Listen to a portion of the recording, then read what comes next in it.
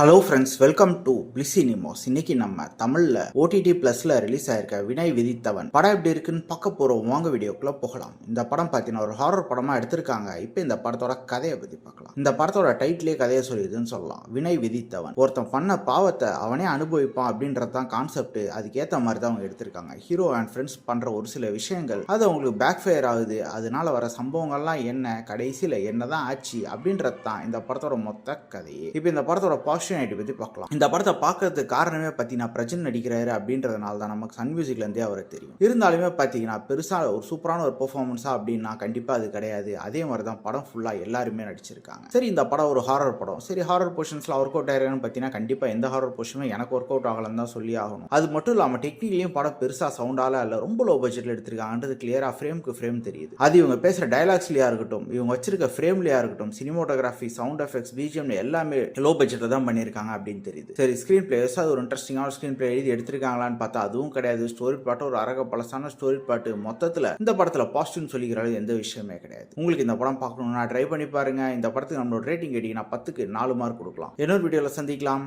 Thank you.